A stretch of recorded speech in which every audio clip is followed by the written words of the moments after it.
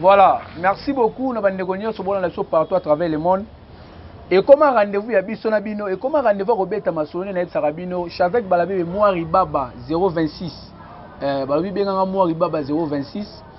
Pourquoi Moari Baba 026? Parce qu'il faut te mettre Massoni de manière exceptionnelle. Nabi Sarabino, chaque fois qu'il ne faut pas te confondre Balingi Congo, Balingi Congolais.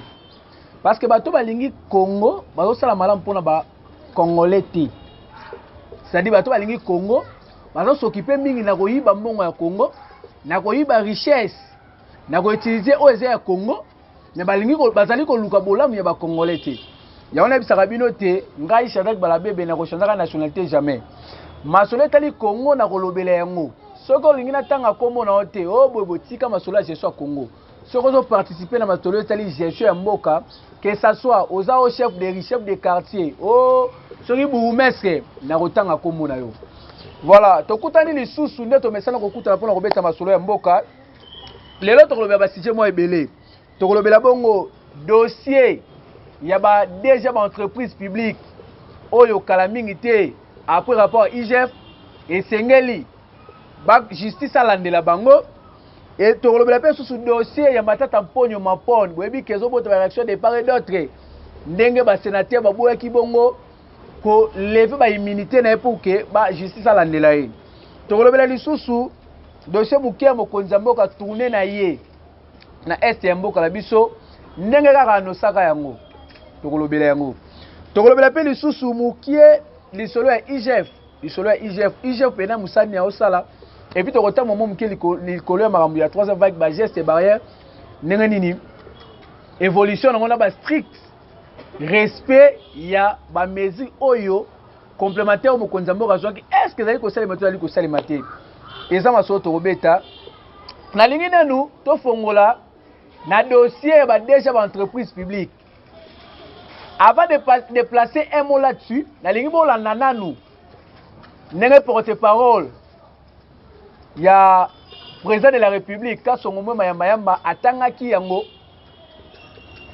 Et puis, pour que tout ça la commenter. Membres du gouvernement ainsi que des mandataires publics au sein des entreprises du portefeuille de l'État, des services et établissements publics que lors de la 8e réunion du Conseil des ministres qui s'est tenue le 18 juin, Son Excellence, Monsieur le Président de la République, chef de l'État, a, sur fond des conclusions de l'inspection générale des finances, IGF, dénonçant de graves constats de mauvaise gestion au sein de certaines entreprises, des établissements et services publics, instruit les ministres sectoriels concernés à prendre des mesures conservatoires nécessaires en vue de mettre hors d'état de nuire les auteurs de cette mauvaise gouvernance. Dans le souci d'éviter tout malentendu à l'exécution de cette instruction hiérarchique lors de la prise des mesures conservatoires précitées et de parer à tout dérapage attentatoire aux acquis de l'état de droit, sur instruction de la haute hiérarchie, le cabinet du président de la République tient à préciser que l'édiction des dites mesures se fera suivant un cadre opérationnel qui sera défini par le cabinet de son Excellence, Monsieur le Président de la République, en concertation avec le cabinet de son Excellence, Monsieur le Premier ministre, dans l'observance des dispositions légales et réglementaires en vigueur, en l'espèce la loi numéro 08010 du 7 juillet 2008, fixant les règles relatives à l'organisation et à la gestion du portefeuille de l'État, la loi numéro 08009 du 7 juillet 2008 portant dispositions générales applicables aux établissements publics, le décret numéro 13055 du 13 décembre 2013 portant statut des mandataires publics dans les entreprises du portefeuille de l'État et le décret numéro 13 056 du 13 décembre 2013 portant statut des mandataires publics dans les établissements publics selon le cas. Tout ce qui précède relève de la volonté du chef de l'État d'assurer une meilleure coordination de la mise en œuvre de cette instruction et de préserver la continuité des services publics, d'une part, et la paix sociale au sein des entreprises et établissements publics concernés, d'autre part. Les ministres sectoriels concernés par ces mesures conservatoires seront incessamment tenus informés de ce cadre opérationnel pour exécution. Fait à Kinshasa le 20 juin 2021, Guilain Nyembo-Mbouizia, directeur de cabinet. Une nouvelle vision, un nouveau visage, un nouvel élan. La RTNC organise un concours de création de... Voilà, information zali livré na cabinet ya mokonzi mboka Félix Antoine Tshisekedi Tshilombo. Balobi d'ici là par rapport ya rapport IGF apesaka boyebi ba décennie batangaka. O bazalaki cité le rapport ya IGF ezali bongo inspection générale des finances. Nde mokonzi mboka amoni ke il faut balandela batuana. Parce que lelo République démocratique du Congo zo souffrir. Mikolo leki kutu bomona ka bande kwa onatra basala ba marche wa ba revendication parce que bazaki na problème ya salaire. L'entreprise publique est belle, elle est mal gérée. L'entreprise publique est belle, elle a un problème sérieux. Tout ça pourquoi? Parce que bateau bachaka bango par ba politique. Ça dit ba politique ne ba nomara bateau. Ba pesi eza ba poste comment le roi poste mo politique. Or, il faut le bateau ba sa compétent, il faut le bateau yo ba koko ça la place pour que ba servir mboka. Mais au moment la mutu autorité morale songolo pakala, ba pesi poste le roi acteur politique ayebani moyen contre la moyen ezate. Au moment là, qu'est-ce qu'il fait? À Kozwa, Moutumoko Ache, on a un représentant, mais il y a une injonction, il y a une directive. Il y a un que Moutoua ne travaille pas pour la même entreprise, pas pour la travailleur. Mais il faut travailler en faveur de Moutoua Ache. Il y a un problème au Tozan. Vous l'avez remarqué même dans le gouverneur. Le gouverneur, il a pour la incompétence, mais je suis dans la région Kili. Cour constitutionnel, à où tu comprends des actes, à part le gouvernement qui va réhabiliter qui. Donc, au moment où le gouverneur wana, le député professionnel va voter, mais quand même le député professionnel va destituer bango. C'est comme pour dire que bato va voter bango non seulement parce que bazala qui convaincu, mais va voter bango parce que baneko na mambongo.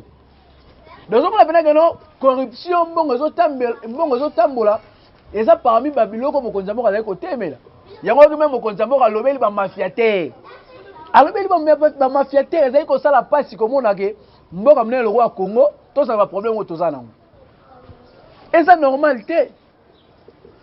Les lots Togoloba, l'angongo Togoloba, gouverneur Maïndombe, destitué par les députés provinciaux pour la incompétence. Et puis le sous-sous, na détournement un bon moko et bungaki. Donc ça prouve à suffisance que Mbokalanga est allé côté Moulamabe. Les Congolais ont des problèmes sur tous les niveaux. Dans le bien, les Congolais ont des problèmes au niveau nioso. Il y a un autre qui se retrouve dans la moto, se retrouve dans le haut. Et ça m'a mouté. Bokonzaboka Félix Antoine Tshisekedi Tshilombo a quitté Kibongo la SMO dans la biso. Il a fait tourner na ekuna à Sololi na population, à Sololi la couche sociale nioso. Vous sentez que c'était un échange interactif. Le chef de l'État a sur la Batou. Alors sur la Batou, on perd une bonne famille. Le rôle la garant de la nation. Mon conseiller a compris le Makambouébélé. Raison pour laquelle mon conseiller a dit Congo et ça va mafiater à tous les niveaux. Dans l'institution, dans la police, dans l'armée, dans le niveau nioso. Mon conseiller a avoué à Félix Antoine Tshisekedi Tshilombo ce que j'aime et pas mon conseiller que alors la vérité. Lorsqu'il avait senti Maramia sur Moro bloqué, il a avoué ici que n'a remarqué qu'il faut que Taliban a FCC la cache pour soit bloqué pendant l'année tout ça na bango. Voilà, les lois me consambo ka bois qui éponge pour montrer aux gens que Ngaïté, j'ai la bonne volonté politique de changer ce pays, mais ben institution, ba mafiaté ne bazali ko zinga ngai. Pourquoi ça va vous ngo? Donc il est entouré de mafiaté na institution mboka. Ba bande kolela, likambo matata ponyo, likambo matata ponyo. Je vais parler de ça. Donc mon mboka, tango lobi bongo, il a fait allusion à beaucoup de choses. Lelo parmi les institutions to appelle na Sénat. Ba sénateur ba boyi ko permettre ba rejeter réquisitoire ya progrès pour la cour constitutionnelle ou a serrer lever ba immunité à matata pour que akene ba sambisa ye ba protéger. Pourquoi? Parce que selon l'information auto selon ndenge tozo kela il paraît mbongo tambolaki na Sénat, il paraît zali singama tembele ba passer belé na kati ya dossier wana oyo bango mo ba mi protéger entre autres muto ba otanga c'est Bachi Lukwebo parce qu'à l'époque il était ministre du plan, il y a travail et économie sous mandat ya Joseph Kabila Kabange. Donc ezali ba makambo ezali ko sala ke mboka la biso ke ne liboso te. Lelo Vital Kamerhe awa ba condamné à 13 ans, ba ndeko ya INC ba suspendre ba participation na bango na mambo cash na union sacrée. Ngai na kanisa ekutu ba kolongwa. Mais lelo oyo moko na bango lobi no to ko kolongwa te na union sacrée parce que soki Félix aza na pouvoir biso pe to nyoko maki to bundaki pa comme sika kobi wana. Maintenant, il y a une décision, il y a que les députés na bango va participer na ba échange, il y a une sacrée activité il y a cash. Azu yango pourquoi? Mais ça déjà na moko abeli na bango butembo o aboyi ko yoka déjà loko wana. Ozomo déjà que diffusion eza na mwa kati wana. Augustin Kabuya secrétaire général ya IDPS. Amoni ke bandeko INC ozali ko plaire, bazali ko boka la bango éponge. Yake bango bazo compatible na bango te balandeli yango te tout ça. Augustin Kabalobi Klabi eza IDPS né à Fundaki Kamerhe te. Ce n'est pas le président de la République qui avait porté plainte contre Kamerhe. Ezali procès à San Josali Makambu ya Mboka. Vital Kamerhe n'a pas un problème personnel avec les chefs de l'État. Mais ça a un problème dans l'institution. Ça a un problème dans Makambu Oyo, ba pesa qui est comme responsabilité. Et donc ça la passe, comment on a que politicien Likolo ya Moutuboko, non, vous travaillez, je rappelle ici, le ministre INC, vous travaillez pour la République, vous ne travaillez pas pour Vital Kamerhe. Vous ne travaillez pas pour un individu. Vous ne travaillez pas pour la partie de la non, non, non, non. But c'est parti politique à reconquérir le pouvoir. Mais vous travaillez pour la République. Vous travaillez pour l'intérêt national. Donc l'intérêt en Mboka est le premier. Dans le lobby, l'intérêt en Mboka est le premier. Pourquoi moi je veux bâtir à niveau la population? Ce que moi je veux marcher parce que moi je à tous les niveaux, tous les niveaux. Les lois IGF foyer A. Na ki ndeko ma bisinga moi ribaba 026. Yebisa biso likama IGF ezalaka te na tango ya Kabila. Non mon frère. IGF ezalaka déjà là depuis na tango ya Kabila. IGF ezalaka déjà. Bandeko IGF bazali ko continuer de musala na bango. Na lobby IGF ezalaka déjà.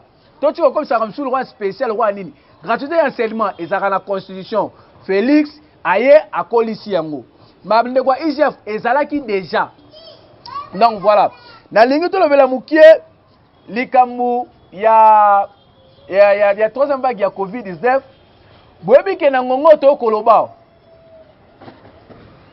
Batu babengi ngai moi ribaba 026 lobela biso na likambo yo. Ba geste barrière mokonza mboka lobaki batiri be église batiri be école na transport kutu boye na boye. Je vais dire ici, le Congo souffre d'un problème. Il y a suivi la décision au Bakonzamboka Bazouaka. Congo a souffert d'un problème. Décision sur Bakonzamboka Bazouaka. Application nango, suivi nango et salaraté. Le chef de l'État a donné les mesures complémentaires pour la maramotali COVID-19 troisième vague. Nangongo to kolobao.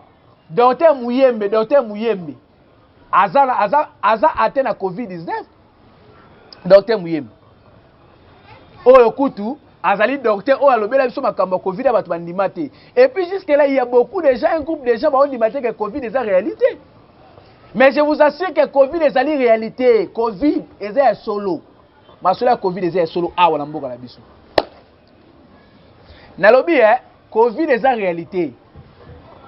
C'est moi qui l'ai dit. Bato apesa exemple na transco bato bazo mata baza entassé ba mesure les malamu te batika so ba resala. Mon frère, selon aime la vie na ngai selon analyse na ngai soki mokonzi mboka sepela baka ba boîte de nuit na baba parce que masanga mutamela ngo déjà na munoko ambiance mutu obina na mutu ba ozala 0 mètre et puis mutu ameli masanga langwe est-ce que olinga la 22 heures zonga ndako c'est ça le problème bato abina ba église bato bazo na ba masque na ba taxi na mitu quand bazo na ba masque ba respecter au moins geste barrière malgré distanciation physique ils la respecter mais au moins kolata masque munyo so na masque moi désinfectant munyo so na ngo mais problème est à un niveau ba ndeko wana ce n'est pas dit que ngala contre batakwiti ce n'est pas dit que ngala contre bato mela masanga ce n'est pas dit que je suis contre les ambiancés bokoko lo bo moi riba ba 026 okomi contre biso jamais na kozala contre bino boza ba ndeko nanga parce que le ba congolais nyoso osala ya pembe osala ya mwindu osala ya chocolat oza ndeko nangai parce que Congo nsa mena imposanga yango c'est comme ça que to se retrouver sika moko donc likambu ya covid-19 esengeli bandeko to sala faut respecter ba geste barrière c'est pour notre bien ezali pour la bolamu ya Congo ezali pour la bolamu na biso moko troisième vague ezali plus dangereuse que vague ya liboso ya mibale mbandeko na ngai